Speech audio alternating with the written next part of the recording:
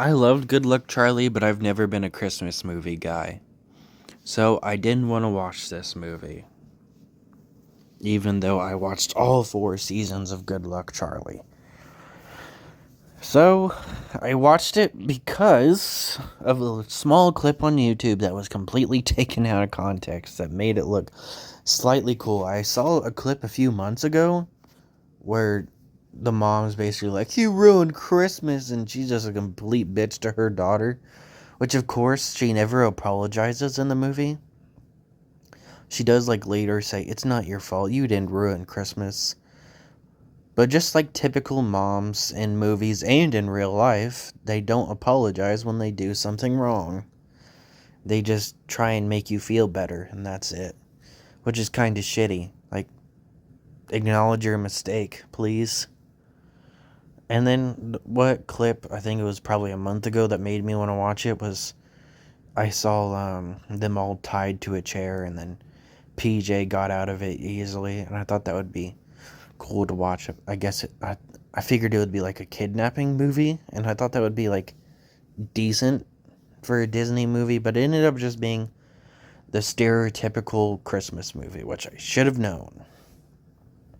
It wasn't the worst. There was this one thing that I was like, oh god, I'm not gonna like it. Because the mom had car sickness, which is just a typical thing in movies that never adds to the plot. You know, there doesn't need to always have something that adds to the plot. But something like car sickness is just so stupid. It's literally just someone pretending to throw up. Why do I want to watch that in a movie? It's so gross. But yeah, she throws up a few times in the movie, then we find out she's pregnant.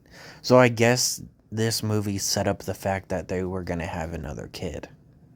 So maybe I should have watched it. Because they end up having another kid in, I think, season 3 or 4.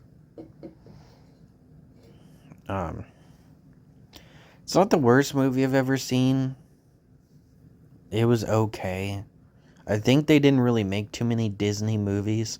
And I'm not talking about, like, Disney originals. They made a lot of that. And I saw a lot of them.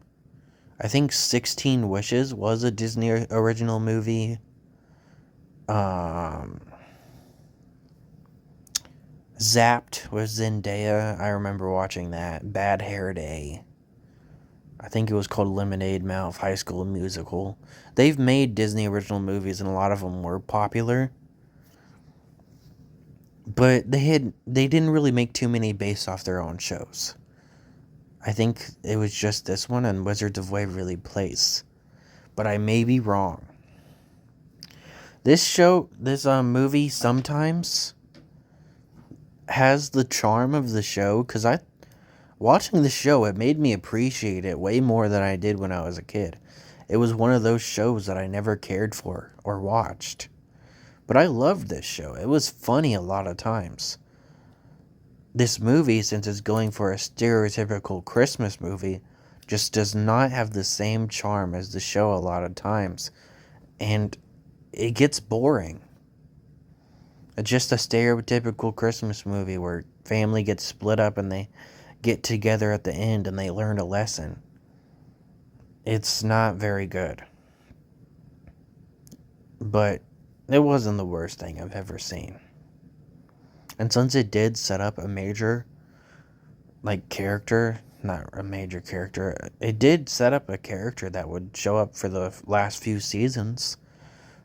Since it was a literal child, though, he didn't do much. But it still set up a character, so it still did mean something in the end. It gave us a new character, but like I said, I watched the entire show without watching this movie. So clearly I wasn't too confused when there was a new character. So it didn't do that much. But yeah, I guess that's really about it. I think Cartoon Network did the regular show movie, but for Disney, I don't think they actually did any other ones. They did a Steven Universe movie. But anyway, that's off topic, so that's really about it. They have like a little side plot with Gabe's grandpa, who for some reason I really recognize his voice, but I looked him up and didn't find anything about him. Like, I looked at the cast, went to him, looked at his movies and stuff, but for some reason I couldn't find anything about him. But I really recognized his voice. But yeah, they have a little side plot where he gets addicted to video games. And it's all because Gabe wanted to play video games while he was on vacation. But he didn't have his console or anything. Then he finds out his grandpa has a console.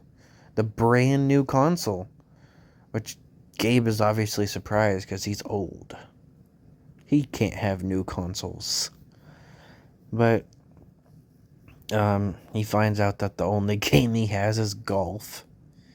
But he did bring his game. So his grandpa gets addicted to it and beats it after like a few days or something. And yeah, that's it.